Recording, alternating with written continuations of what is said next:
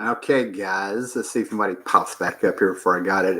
It's probably deleted if you're watching this in the future, but I just did a test run with a high def camera and I guess, a mount and stuff. I'm gonna have to work on the mount because I'm wanting to be able to turn the camera down and actually look at books and then watch me do my sketches, if you will, or play around with art. I've already played. I've always sort of drew, sketched, drew, and stuff like that.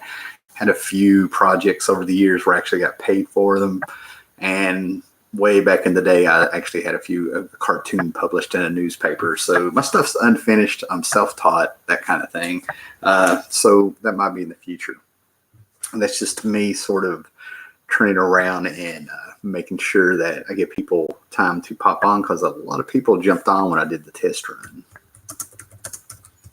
And I want to make sure that's something here, make sure I can be heard because we're using new stuff here. I want to make sure it's working. Okay, awesome. Yes, nice. Okay, so one of the things I'm playing around with is the OBS software, right? I don't know how much more hillbilly I can. Yeah, thanks, man.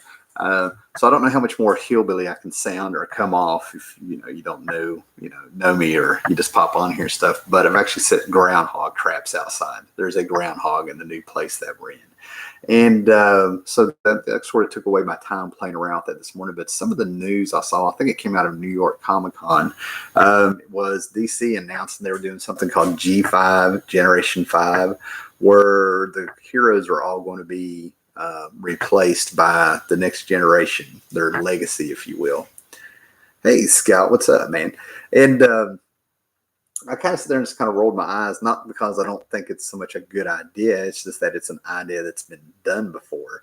One of the things that I saw in an article I read coming out of that was Dan Didio popping up saying, the problem with DC 52, and for you guys that may not know, DC 52 is where they rebooted their whole universe. I think this was like 2000, I don't know what it was, 9, 10, whatever. It was after Blackest Night. Oh, thanks, man. Old school, yes. But there's a video that I have way back when where they came out with this promo comic that you got for free, and it showed all the 52 books that were coming in. And this was supposed to be a fresh start. People can jump on there and it's going to be fantastic and stuff. Time went by and they found out that they just sort of told everybody to do it. Just go for it. They didn't really have a plan. They didn't know what stories mattered and everything like that. And so 52 ended up being a big failure. Long story short, DC apologized for it. And the last three years weren't really. Well, yeah, the 52, that's right. So one of the things, the reason I'm bringing up 52 is Dan Didio ended up referencing it with their hey, what's up, guys?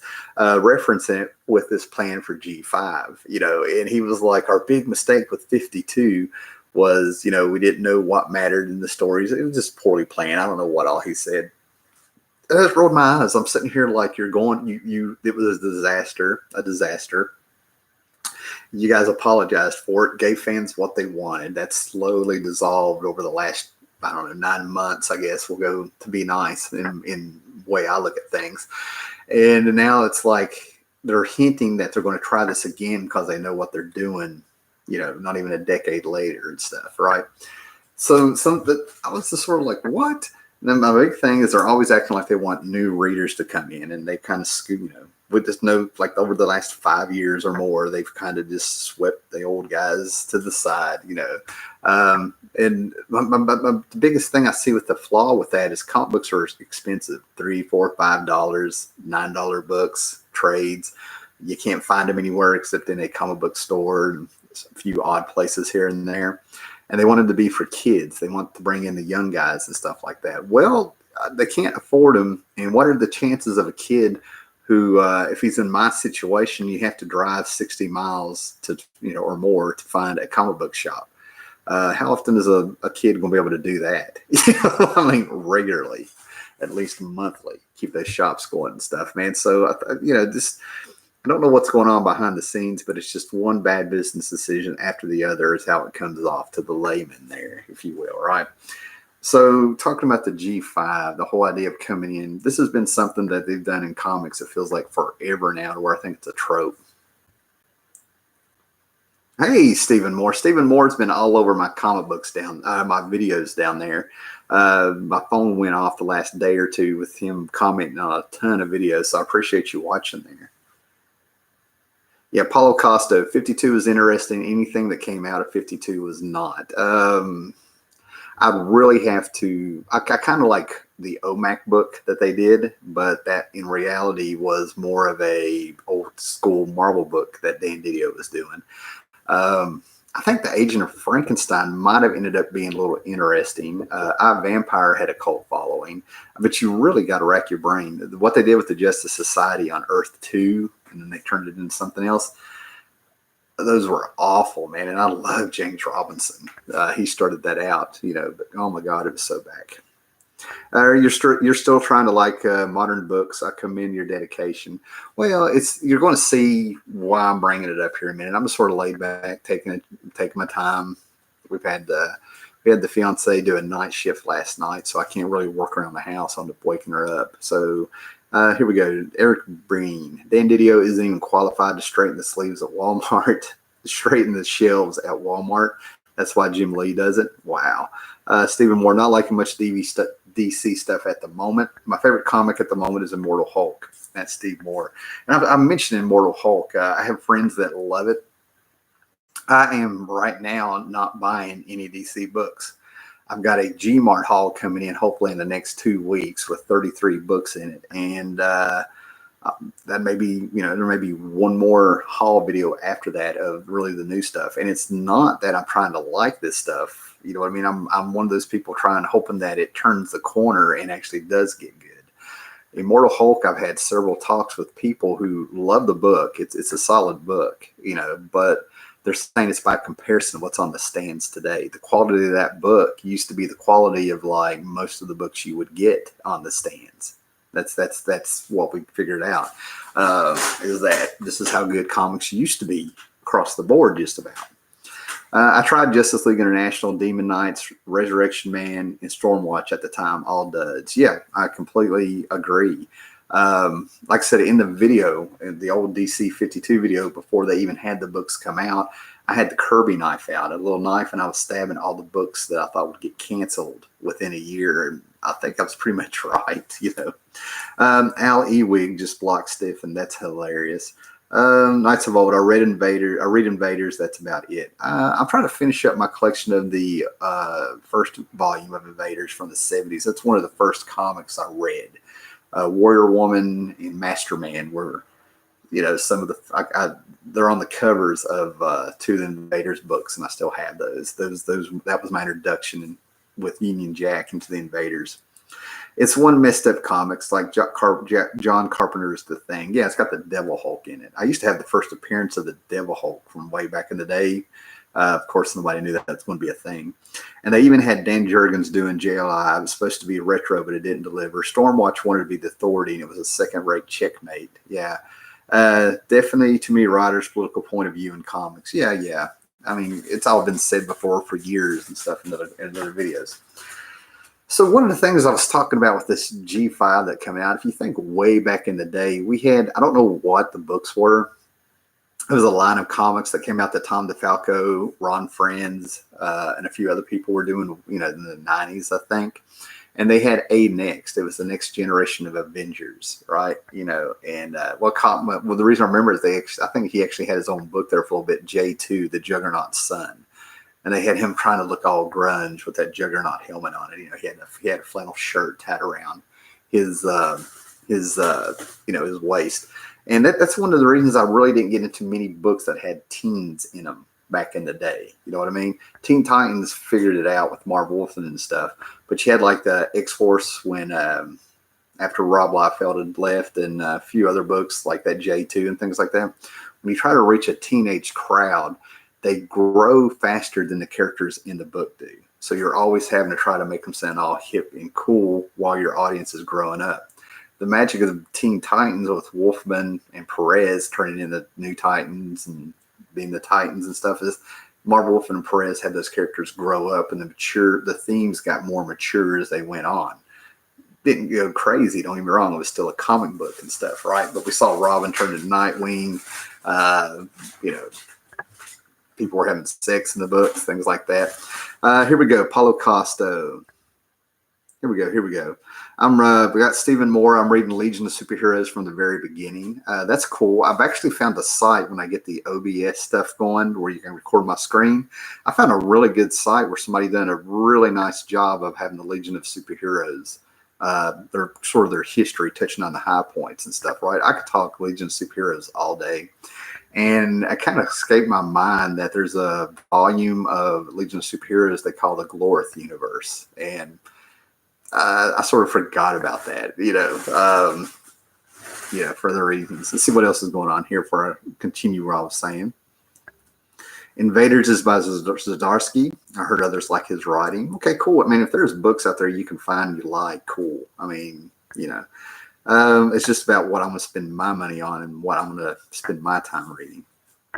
Paulo Costa, I liked A Next. At the time, it was appropriate for the market, a comic set in the future of the Marvel timeline, but with old school storytelling, but it had a limited shelf life. Yeah, and I predicted that about the books. I really did. It really felt like it was a reaction to what was kind of cool at the time. And what was cool at the time was everybody coming up with their own universe and all these new comic books companies popping up, And then I heard some good stuff, all that. But isn't that where Spider-Girl came out of? I know she was on a What If, but did they throw her in that A Next line? Mary Jane, wait a minute. Mary Jane and Peter Parker's daughter. That was the only book that kind of think came out of that line, if I'm remembering right, that the fans did the old school letter writing, and that sucker ended up hitting 100 issues, I think. Eric Breen, A Next was good, wholesome fun. I still miss it a lot. Cool. Been a collector for 45 years, but never really read anything on Legion. Yeah. I think it's really cool to be able to find this little, that's the thing about the Legion of Superheroes I've said before. It's in its own corner. And there's different eras of the Legion where you can find an area you like, Yeah, exactly. Spider-Girl kept going for years and years. There were constant fan campaigns to keep that title alive. And that's one of the things that's missing right there in a nutshell. Listening to the fans, and the fans in turn actually buying the book. That's the whole deal. They actually bought the book to keep it going and pushed for it and stuff. Nowadays, people want to put the political agendas in there, do the gender swap stuff, we know what we're talking about, all that stuff, and they never buy the book. They don't spend the money. They just want the change. I picked up an issue of Catwoman last month for the cover, and to my surprise, it was really well written. Cool. Nice little accidents and stuff. All right, so what's the last bronze copper run you've read, and did it hold up? Knights of Old is asking that. The bronze copper, so I've been moving so much, and I'm starting to rearrange the books in there. What's the last? That should be an easy answer. Give me just a second here. Let me flip by. When it comes to the Bronze Age and stuff, I'm going to go deep 70s. But I think the last run that I just sat down and read for fun was the Frankenstein Monster. And I think I got through the first 6 issues of it and stuff, the Mike Plug years, if you will, and stuff. I thought it held up really well. It's a solid storytelling. Had a pulp feel to it, a little horror aspect to it. It was really cool. Invaders, the Roy Thomas, Frank Robbins years. A lot of people hate Frank Robbins' artwork on that, but I think it's perfect.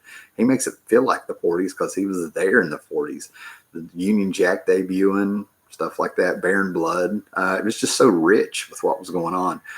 Couple of the issues were a little work to get through because Roy Thomas is very wordy, over explains a few things, but I mean, it was just fun,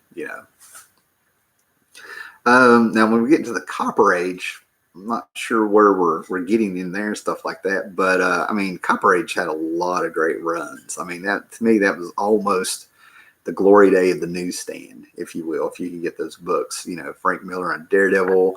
But the one I'm a big fan of, which cracks me up, and I still have a whole box of it and stuff, were the Giffen Dementi's Justice League years. And we're talking Justice League Quarterly, Justice League Europe, Justice League Antarctica, all that fun stuff. Stephen Moore, I'm anti-woke. You're not alone. Don't worry.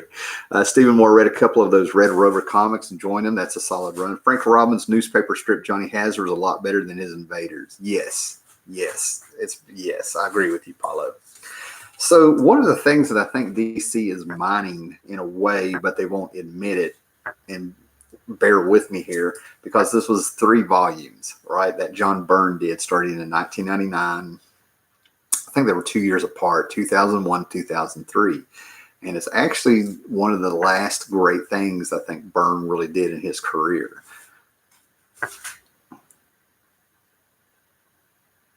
Oh, we're still on Frank Robbins. So what's new about DC? What's the news about DC's? Apparently there's something going on where the 5th generation of heroes are going to take over the books. Superman is going to be replaced by the next generation, who I assume is Jonathan Kent. All those books are going, and I think it's a temporary thing. I don't know. I didn't really read into it because I'm like, we've done this before, you know. I kind of went over it earlier here in the stream.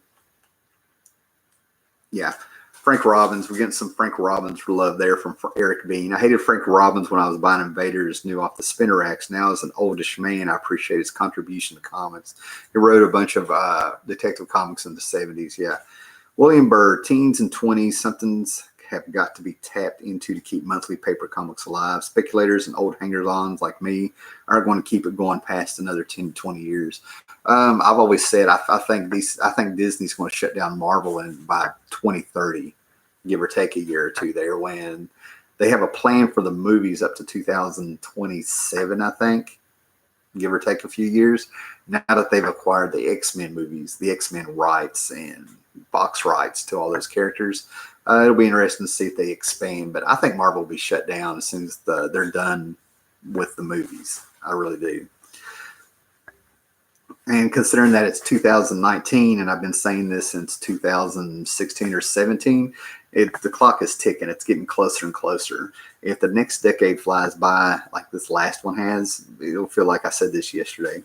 I have a feeling John Byrne is going to be doing an X-Men book soon. I doubt it.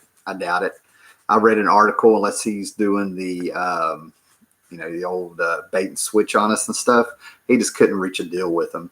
That he felt comfortable with. I actually think John Byrne going back to Marvel would be a step back for him. I really do.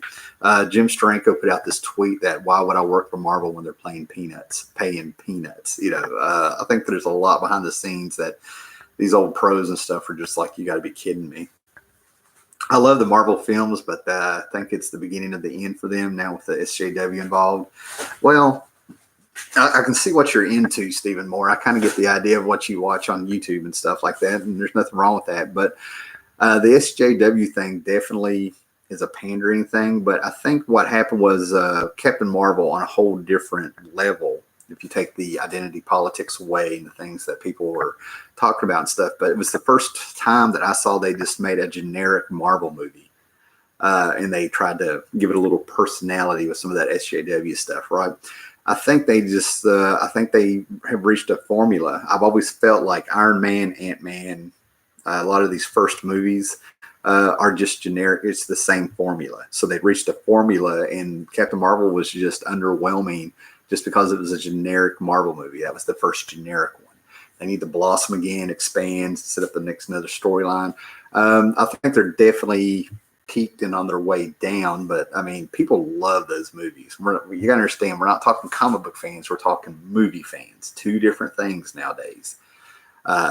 And I think the Marvel movies are going to go on out. I mean, I'm curious about the Eternals. I'm curious about this and that. Then they've had some announcements where I just went on. It was an indifference.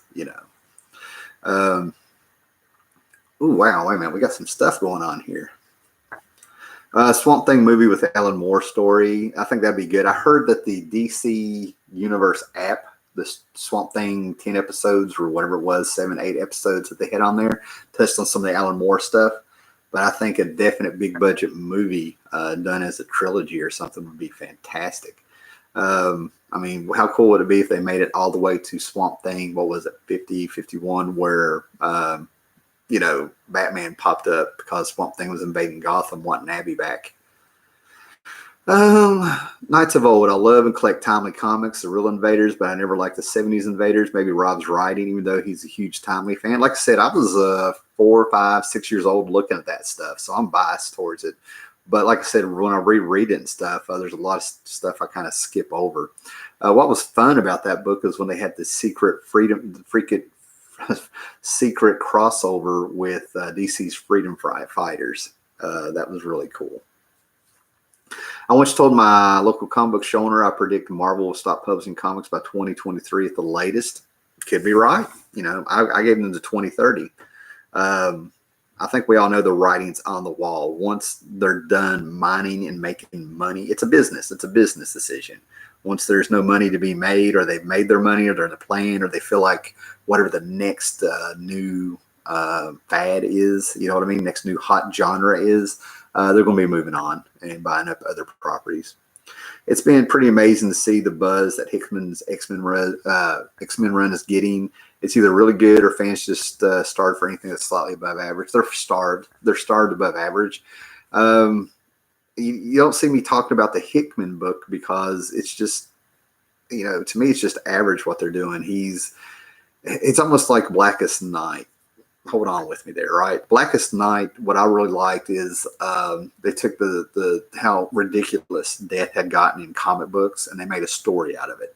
And all these heroes that had died and come back, it was sort of part of a plan, and they were agents of Necrocom, whatever the bad guy was. They ended up, it was part of the story. Hickman's done nothing any different. And he's taken certain characters and elevated them and put a little bit of mystery in it and stuff, right? I think the Hickman run of books is going to oversaturate the shelves. You got to buy a lot of books to get the whole story. And then the other thing, because they know they need something, And then the other thing is there's a little bit of mystery going on in there that the whole thing is going to depend on the payoff. If it doesn't have a payoff at the end, then the whole thing is like a house of cards. It's going to crumble. So I hope it keeps getting better, and I hope people keep jumping on and they're buying something. But Marvel's really going to milk it, and if any editorial jumps in there, I mean, a lot of people are still mad about how they had an X-Men reboot, and before even a year was over, those fans got screwed. That's why I don't jump on these things. The new Doom Patrol series. So, yeah, I think fans are starved for something that's even average. Like I said, Immortal Hulk, the quality of that book was exactly how most of the books, that was quality of most of the books out there, Now, the Doom Patrol series, that's a show. I've yelled it out many, many times on here. Speaking of movies, check out Pluto TV. It's got, Rob Ripper, I'm all over that. I got a Roku a couple months ago. Pluto TV is awesome. CWC is awesome. Radio.com is awesome. I got the Roku so the fiance would have something to watch here because I haven't had cable or satellite or anything since about 2008, and I've ended up loving it, absolutely loving it. Captain Marvel is better to me than at least half the MCU movies that came before. Internet created controversy aside, it still did well in the box office. Well, William Byrne, I'm not going to so much poke the bear, but Disney got busted for buying tickets. They did things to make it look like the theaters were more full than they were. So there's no telling how much money that movie would have made if it didn't get pigeonholed, for when it came out right before Crisis, right before Infinity, right before Avengers Endgame and stuff. There was some really good marketing and manipulation to get the fans to go see it, thinking it was going to tie into Endgame. I mean, cool. They did a good job getting people to go see it, but they did get busted for inflating how much these movies are making. Roy Thomas would be on my Mount Rushmore of comics. Yep. John Jones. Jeff Johns is a huge loss for DC Comics. Unbelievable how big of a loss he is. He's one of those guys that I think your average fan of comics will look back and see his body of work and be like, damn, he was good. Do you think Walt Simonson's Thor and Fantastic Four runs still hold up? I think his Thor run is the new Bible for somebody who comes on Thor, what they need to read and to go forward with, right? I think that the tone, the balance of mythology with the real world, stayed relevant with other comics. They had a character come in who was a nod and a wink to Judge Dredd. Things like that. There was a lot of fun in that book, and he thought long term. Right. I mean, he thought long term. Yeah, he kept it fresh, he added to mythology while at the same time respecting what came before. So, yeah. His Fantastic Four run, I know people that love it, but I just don't, I never felt it, Hickman's series is being used as a launch pad instead of a complete story. Exactly. They could have had an X-Men trade. Ooh, you guys are all over here. They could have had an X-Men perennial trade paperback, but instead it will be inconsequential because everything happens in the new comics. Yeah. Nice to be. I agree with you, Paula. The comic room. Nice to be able to spend a wet Sunday afternoon in England chilling with Howler. Hey, thanks, man. For once, we don't have rain on a Sunday here. And they did the exact opposite for John Carpenter. They intentionally hamstrung it. That's Scott Connor talking about the John Carter movie. Yeah, they hamstrung it. I'm still kind of raw about that. I was so excited when I saw that trailer for John Carter, and then I kind of saw what they did, and then I saw some of the marketing they did. It's almost like we got the movie. Let's run over here. We got better things to do. I just picked up his run of Justice Society. I collected that Justice Society run from day one because it had Starman in it. That's a series I got month to month, and I got a complete set of them. Yeah, the Jeff Johns stuff. Fantastic. A few things you're going to have to get that were hard paperback, like a GLA GSA crossover that took place during Thanksgiving, and they brought in the mythos of Shazam in there really well. Jeff can polish a turd and make it into gold. That was his job. He was the fixer man. I mean, Jeff the Fixer Johns is what I would call him. Simonson's run absolutely holds up. Unfortunately, it has now completely overshadowed the years before and after, and there was some good stuff there as well. Yeah. And that's how it should have been. If the talent is there to do that, you can say the same thing about Alan Moore's Swamp Thing. John Byrne's Fantastic Four. I mean, it's there's people that still argue what was better, the Kirby Lee years or the Byrne years, and then there's a lot of people that think there's only two runs worth reading. It's called talent, storytelling, loving what you're doing, passion when you're working. I wonder if Todd McFarlane will ever get that dark rated R Spawn movie out. He's been talking about it for years. My whole thing is I think these superhero movies, you got to understand Westerns used to rule. War stories, Westerns, film noir. One of the reasons there's so many genres out there in movies is the same thing as with comics. There's a variety. If you watch Toy Story, they explain how Woody in the cowboy fad gave way to the space age, things like that. Sci-fi movies. We had a ton of sci-fi movies and Star Wars ripoffs and stuff, thanks to Star Wars bringing it back, even on television. They brought back, they gave us Battlestar Galactica and Buck Rogers and the Flash Gordon movie and cartoon show, right? So I think variety is good. We don't just need Marvel superhero movies. The Joker shows that. Aquaman. People need to get their act together and have it like a competition, and those movies will get better and better, and that genre will last longer, at the top of the pile. How's the comic sorting going? I might show it off tonight or something, show where we're at.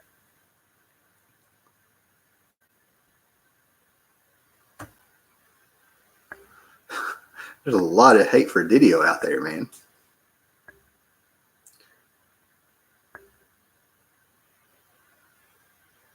Okay.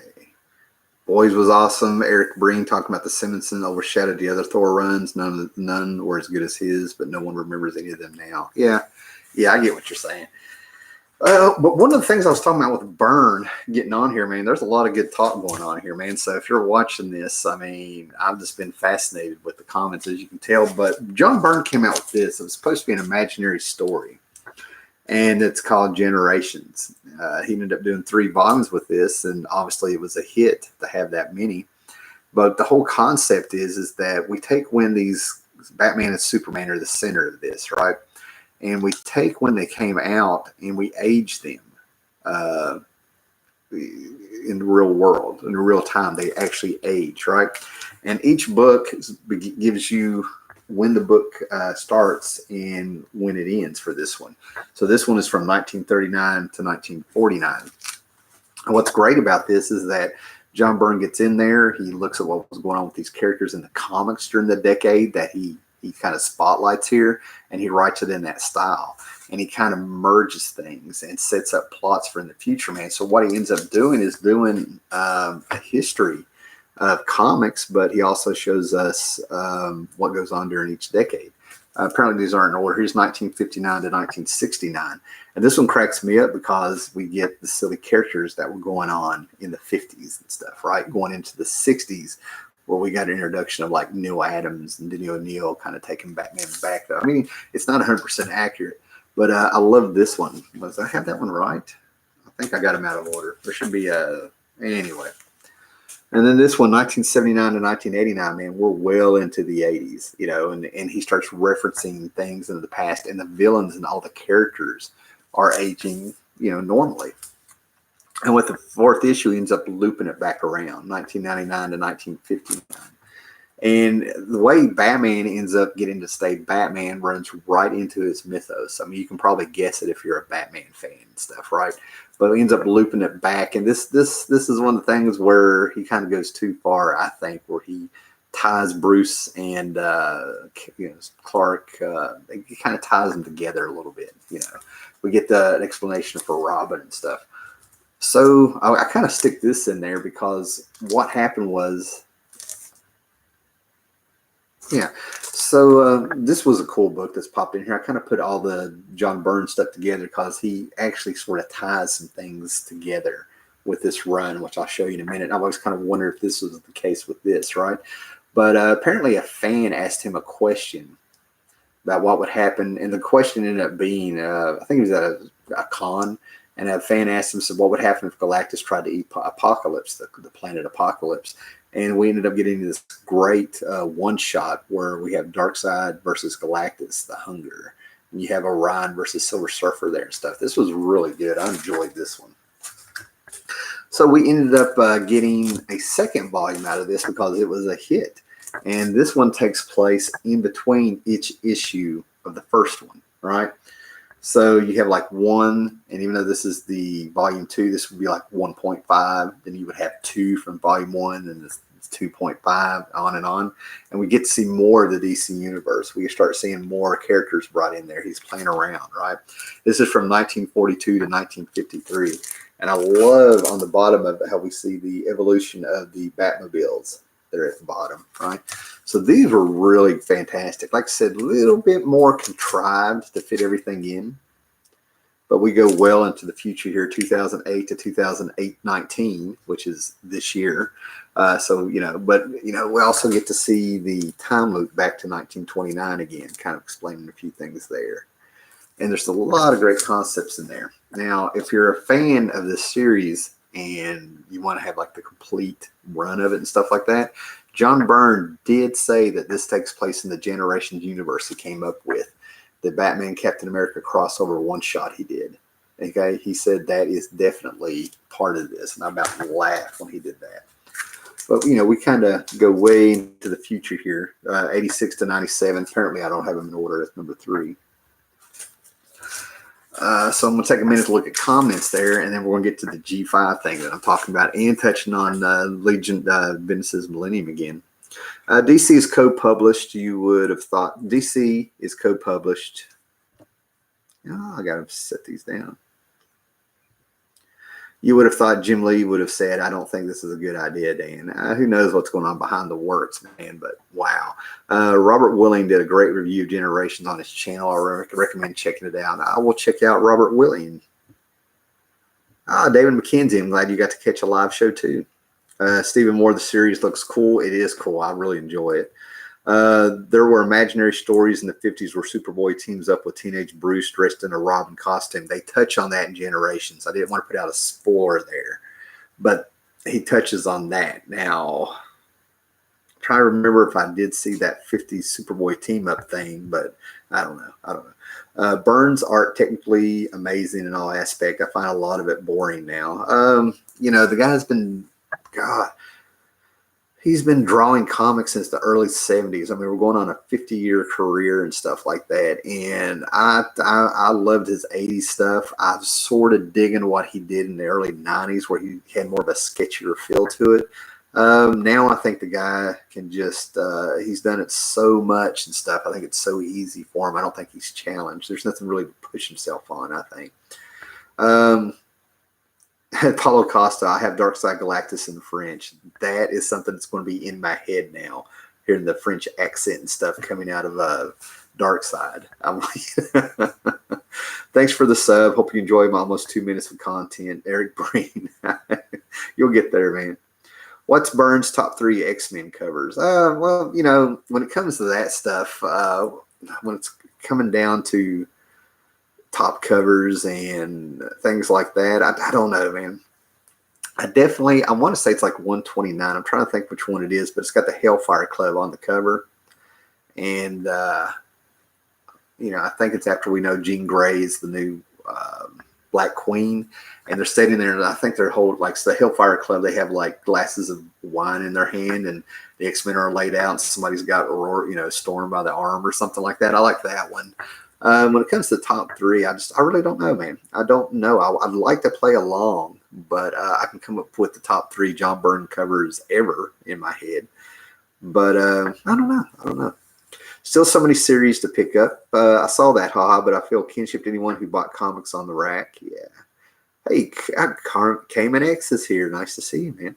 Does anyone read Batman comics with Kevin Conroy's voice? I do. I know people have done that. Knights of Old, I like 115. For some reason, I'm thinking that's the Alpha Flight cover. Probably not. Okay, top Byrne covers ever. Do it. You're cracking me up. Oh my gosh, the top 3 John Byrne covers ever. Okay, Next to Men, I think it's like number 5 or 6. You see, what is that character's name?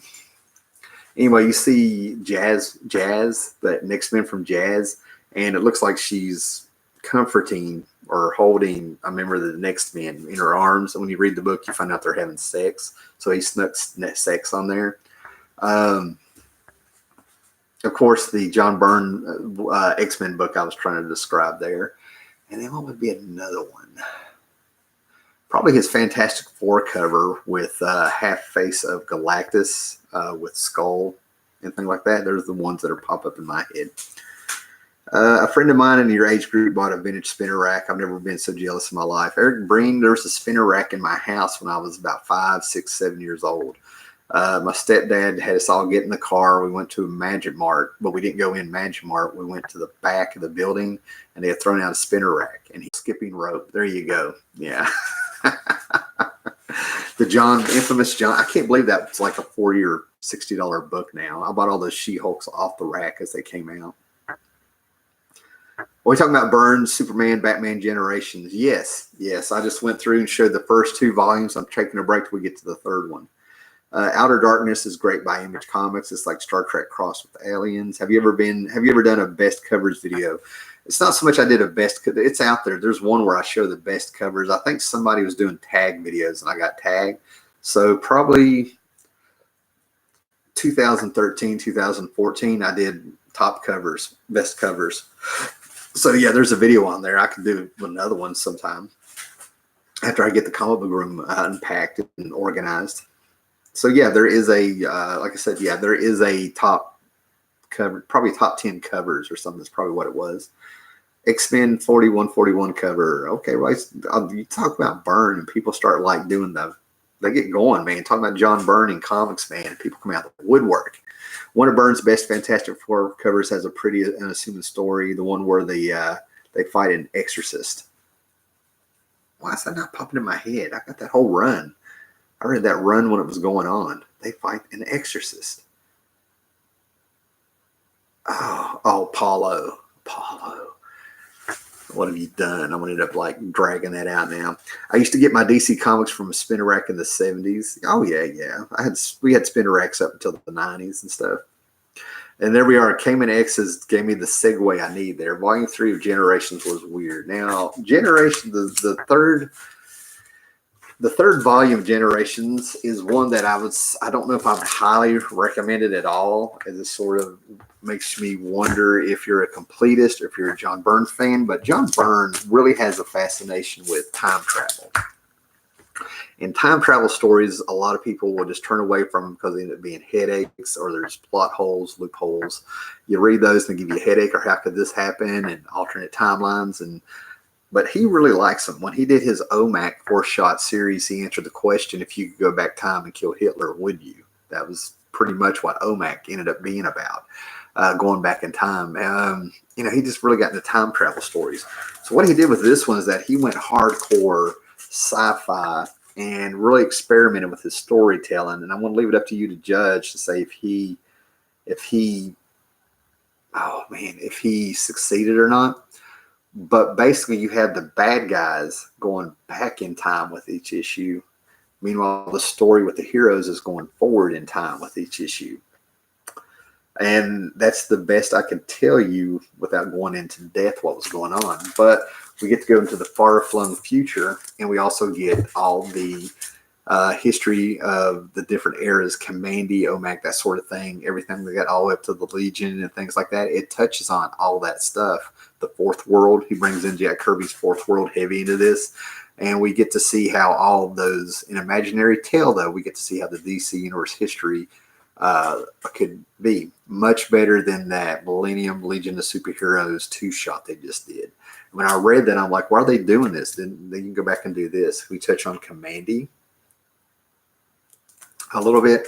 And like I said, I don't know, Amazon Princesses. We have generations of Superman popping up, possibly even, Bruce Wayne.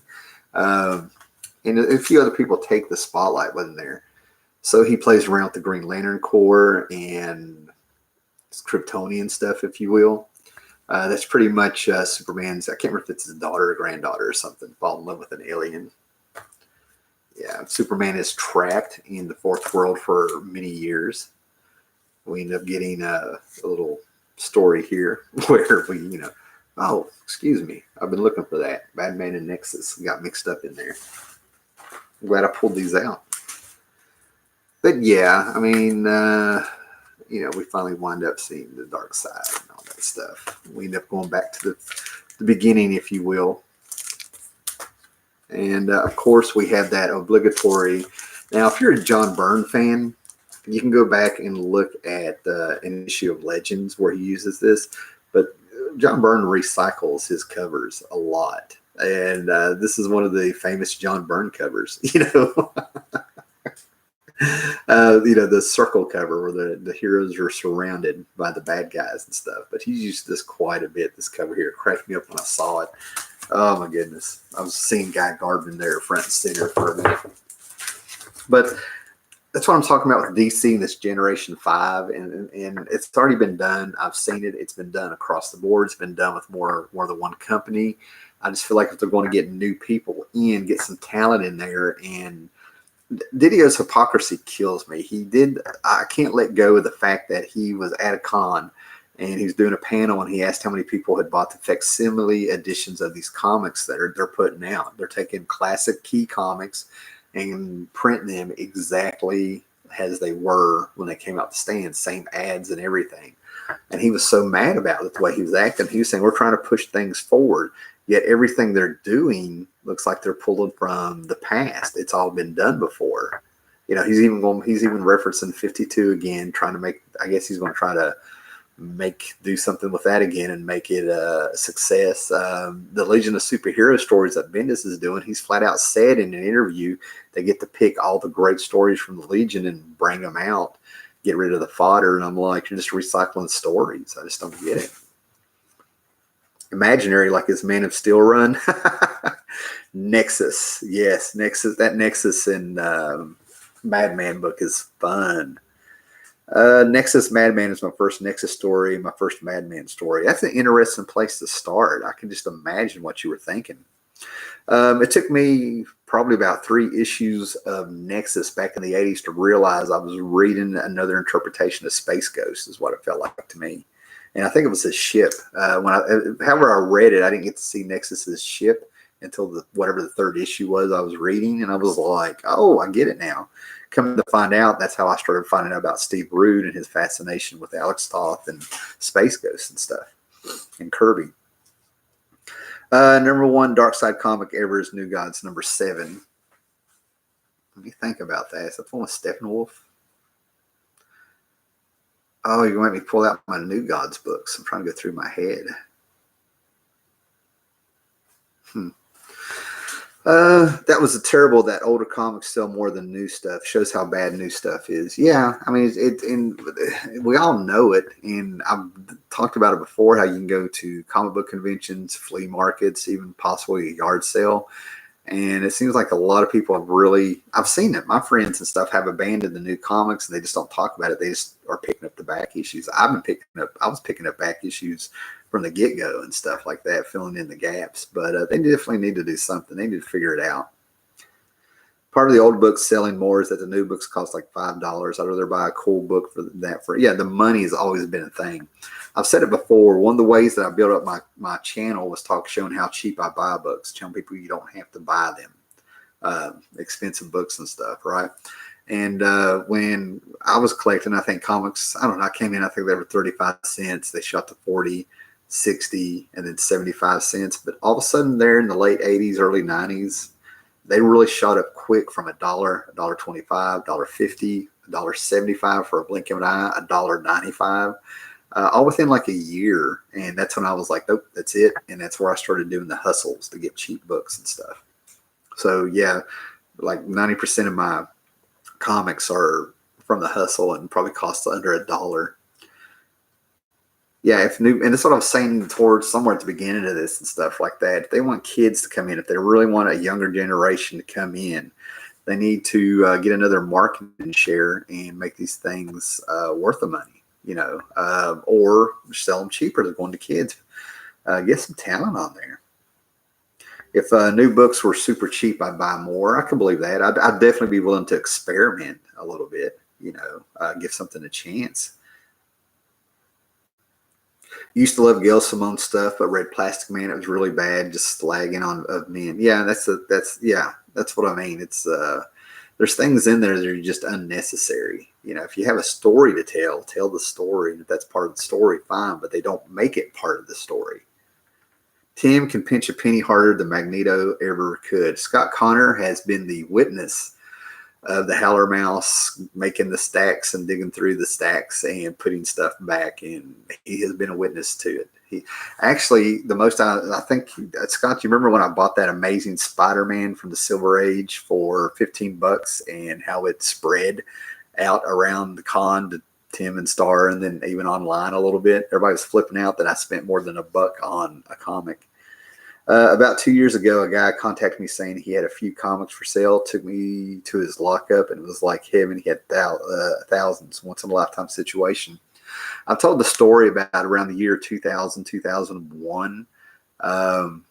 This dude had a garage sale, and all his books were going to be $1 a piece. And it turns out that during the 80s and early 90s, he owned a comic book shop up in Massachusetts or Maryland. Anyway, he'd moved down here, and whenever his books would come in weekly, he would go through and pick the best copies he could find for his collection.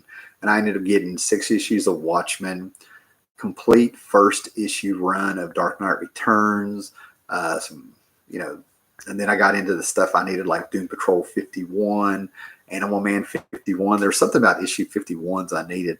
And when he saw, and some Sandman and stuff like that, I really got in there. And when he saw what I had gotten and stuff, he actually took me to the side a little bit. And I got them all for $1 a piece anyway. I can go on and on. So yeah, I've had those opportunities. Make a large weekly newsprint, black and white phone size book digest, just like in Japan. A lot of people are reading anime and watching manga, yet I'm not really being told what manga books to go read, if you will. I read Gon, G-O-N, little dinosaur, Appleseed. I mean, I've always had a pinky in that stuff. If I like it, I like it. Nausicaa. There's a few I do know. I hear people talking about Devilman every now and then. I never read that one. I was watching Space Adventure Cobra that I found on Amazon Prime last night. I always say it about porn and anime. The best stuff was in the 80s. Newsprint is not the answer. The paper cost is no longer the big factor in the publishing comics. True that, Scott Connor. I want to read Animal Man and Sandman soon. You should have already, man. I'm on you. The Grant Morrison Animal Man books and the entire run of Sandman. The trick with Sandman is that it's one big story, just cut up in different arcs. Gone is great and Yosagi. Yeah, you say Usagi Yojimbo in this crowd, you're going to have somebody pop out here in a minute and stuff. I met Stan Sakai a few years ago. That was awesome. Akira. Yeah, I can whip out the DVD of Akira in one of these boxes here. I've got Akira. I can't believe how much anime I had, considering that, I'm not a huge fan of it. But like I said, when I like something like it, Vampire Hunter D is the stuff. Akira, Vampire Hunter D. I go back and forth. Battle of the Planets, Space, Science Ninja, Gatchaman. Damn right, Usagi is one of the best books ever published. Scott actually found me volume 5 of a phone book trade at a con in North Carolina. Appreciate it. Ghost in the Shell 95. Huge respect for Ghost in the Shell. I love Blade Runner, the movie Blade Runner. And when I finally gave Ghost in the Shell a chance, I just nodded my head. That feels like that can be in the same universe. Knights of Old. Did you read G.I. Joe in the 80s? Larry Hama's run 21-48 was amazing. I was there towards around issue 3. Like I said, I had a friend named Jason when I think I was in 4th grade, so that'd be like 83. I had a friend named Jason. He was getting Team America comics and G.I. Joe comics, so I got to read his. Zartan was my G.I. Joe figure. Major Blood, my G.I. Joe guy. Destro, my G.I. Joe guys. Like the bad guys. But Zartan was the stuff. Come to think of it, Gatchaman sounds like a Rastafarian detective. I love G.I. Joe. I have them all and still love it. Funny how they got rid of Larry. Hold on a minute. Let me show you something.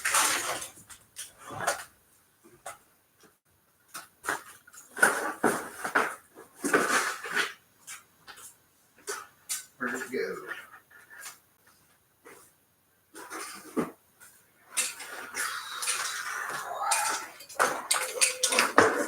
We're talking about G.I. Joe. Here's what's left of my huge collection back in the day. There's Mutt. Storm. Is that Storm? Who is this? That's not Storm Ship. That's, oh my God. Can't think of his name. I could die now. Anyway, here's this guy. Here's Tripwire. I ended up being this in the military. Landmine. I was a combat engineer. I ended up doing landmines and concertina wire, metal detecting. And I got to go buy some O-rings because apparently these came apart after over 35 years. They just deteriorated. So I got to get the O-rings to put Major Blood back together. Shipwreck. I don't have his parrot, but I got to replace the O-ring. And then here's some of the ones that disappeared. Flamethrower. Blowtorch was one of my favorites because of all the accessories. Gung Ho. I remember watching his tattoo deteriorate because we actually went outside and played with him. Major Blood. But yeah, it was He-Man.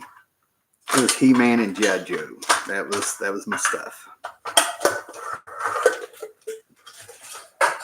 So, am I validated, guys? Am I validated? Firefly. That's it. Thank you.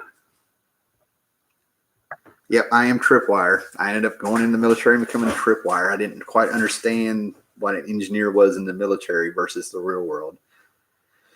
Baroness was hot. Yeah, Baroness, I mean, I hate to go that way with it, man, but, Baroness, the little kids and stuff, Baroness is one of those characters that kind of push you into, puberty. Yeah, Darth Maul impersonation. Poor Shipwreck. Yep, no Snake Eyes. Buddy, let me tell you something. If there's no Snake Eyes in there, it's because he was stolen from me. Both versions, right? I had a little moment there when he got I don't know what they did. They went from him having the goggles to where he had like the knight's visor, if you will, and stuff like that. And I had to adjust a little bit. What was his dog's name? Like a wolf. Anyway, y'all are taking me back now. I'm going to be walking around all day long like I have Tourette's, yelling out the G.I. Joe names, Ripcord. Yep. My G.I. Joes had a Kung Fu grip. They are doing a new film. Would you believe I haven't watched one film of the G.I. Joes? I did not watch one of them, not a one. I just had this weird feeling. The best version of G.I. Joe I saw was in I think it was the first one, the first Transformers movie. even though you didn't know those were GI Joes. Those mercenaries, I saw it. I'm like, I bet those are GI Joes. Ming's daughter from Flash Gordon, 80s movie, did it for me, Howler. Oh God, wait, I actually know that actress's name. You're talking about the cartoon. The 80s movie, yeah, that was that Italian chick. Oh, yeah. I actually knew her name off the top of my head. But yeah, that was something else. Timber, that was the name of Snake Eyes' canine, if you will. Yeah. There's little toys and stuff like that were just really cool. We grew up in a really cool time, guys. We really did. Okay. But they have said they are making Snake Eyes Oriental, Asian, if you will. They say him being white and blonde is right. You know what? They can do what they want. I have my Snake Eyes and stuff like that. This is why I don't watch these things. And what's so funny is when these movies come out after they make adjustments like that, nobody remembers them. They revert back to the originals. You know, Han Solo, for example. Han Solo is always Harrison Ford. It's never going to change. Yep, we have the memories. Yep. But as far as them like changing things and yelling all this whitewash and stuff and all that stuff like that, not everybody is listening to that. They're just really loud online, and that's the only place they're relevant anymore. It bleeds in there. They don't buy the stuff. They get rid of it. Thus, the Rose Tico Star Wars controversy going on now. Tons of Rose Tico toys, but in a business decision, they stopped making them. They didn't erase her. They made a business decision, and now the fans of Star Wars, The Last Jedi, or whatever, have turned on them. And that's what always is going to happen. Whichever G.I. Joe movie had Adrian Palak, Supernatural Chick's wife, in the red dress is the best one. I didn't see any of those. 80s toys were the golden years. 70s and 80s toys, I think, were the golden years. I've seen some really cool toys from the 70s from the 60s. But it's like that was where they started making the toys to be made to break, or they were using cheap materials or something. There's some really cool stuff out there, but you better display it, The evil chick from Superman 2 got me thinking as a kid. I know these characters' names. You're cracking me up. The evil chick from Superman 2 that escaped the Phantom Zone, I actually had her on Facebook for a while there. Mego toys. Yep. I had some Planet of the Apes Mego toys where everybody else was getting the superhero one. I was grabbing the apes one. Here we go. Toys from the early 90s were well made, and like this cheap shit they have now. Yeah. I remember the quality going up there in the 90s and early 2000s, especially because they knew adults were going to buy them. The Marvel toys from Toy Biz or something, that was the worst one you could buy. I mean, it was horrible. But then I remember when they did a reboot, was it Mattel or Hasbro? They sort of almost merged, in my mind. But when they did the new wave of the He-Man toys, re-released Transformers, it blew my mind because they were plastic instead of the metal, I remember. Or at least I think I remember. Only the rich kids had the Transformers. I had GoBots. I still have a GoBot here somewhere, But the toys from the early 90s, some of I have a few things, and the plastic, the heads on everything turned yellow, like they yellow over time. It's almost like the plastic for anything with a head and below. I don't know what happened. Actually, I'm trying to decide if I should open some figures or not so I can have room. I've always fancied She-Hulk. John Byrne is, if you like She-Hulk, it's because Roger Stern stuck her in the Avengers, and that's when she really started getting a bit of a fan following. And then John Byrne had her explode when he had her join during Secret Wars. And John Byrne made that character what it is. Don't let anybody fool you. It wasn't Slott. It wasn't any of these other people on it. It was John Byrne that made that character what she is, especially with the Marvel graphic novel she got in the 80s. And Joe Jusko. I'll give Joe Jusko a big nod there because he did this amazing Muscle Beach poster of her on a beach lifting weights with a bunch of muscle guys running around her. That's when I know a lot of people really noticed her. McFarlane toys fall apart. That's why not only did I never open those, I got rid of them because I had a buddy who did open them and they fell apart immediately, like you're talking about, just like his books. McFarlane's toys fall apart, and just like his books. That's a burn and a half. I remember when Captain Marvel was okay in the Avengers as well. Yeah, I liked that Captain Marvel they had in there. She was cool. I liked what they did with her Secret Wars though too. Had her trapped in her trapped as energy, and I liked when the Masters of Evil attacked the Avengers Mansion and to get rid of her. You know, a lot of comics when you have a character that's too powerful, they come up with a real contrived way to get rid of that character. If you read Justice League back in the 70s and 60s, it was always kryptonite. Somebody had solar radiation. Something was always happening with her. They just stuck her in a dimension of darkness, you know, that people could pull, you know, this dark goo out of and stuff, right? It was pretty cool.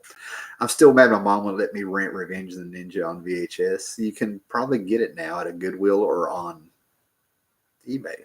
I've got a I got a stack of VHS tapes I got to get rid of over there.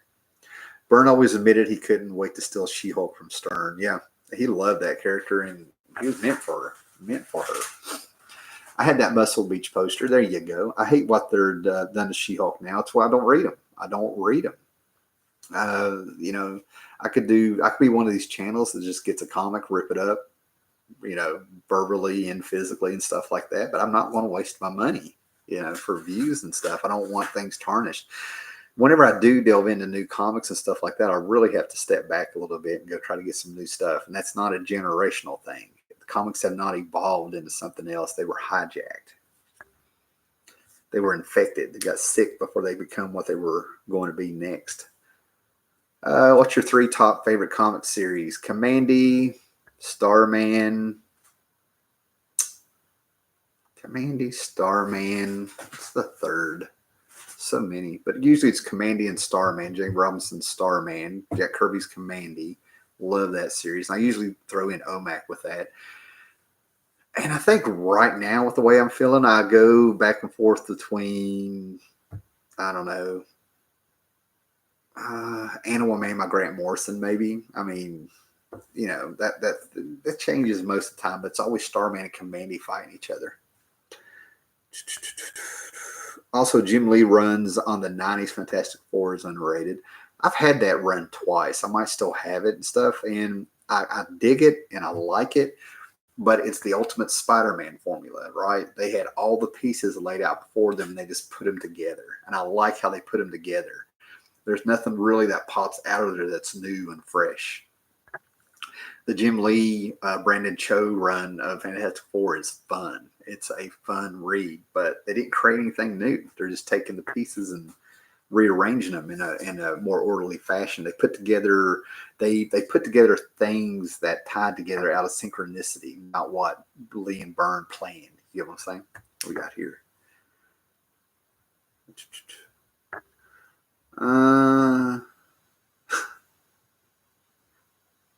I'll check out my Jack Kirby live chat vid. I show all the commandees. Yeah, I'll do that, man. It seems like I should already be sub to you. I don't know. I'll get on there. Preacher #1 for me still. Yeah, Preacher was a great series. I had to get on board. Sandman.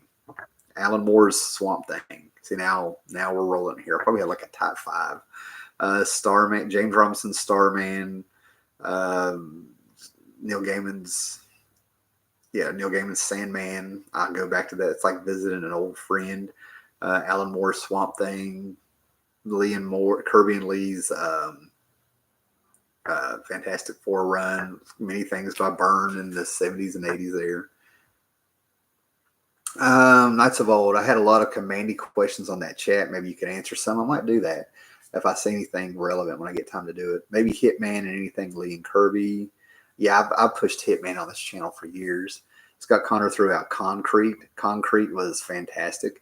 I'd be interested in going back and reading those and see if they hold up or if they were of their era. And then, Stephen Moore, I've just finished Hitman. Awesome. Miller's Daredevil run, Swamp Thing TV series. Okay, everybody's talking here. Okay. All right, guys. Well, I think we've had a pretty good show here. I threw out a few things. You guys made the show with your comments, which was fantastic. I got to get ready to start making some cheeseburgers. I have been requested to make my cheeseburgers today for lunch, dinner, or breakfast, whatever. All right. Okay, guys. Be cool. I might jump back on here later tonight. Later, guys.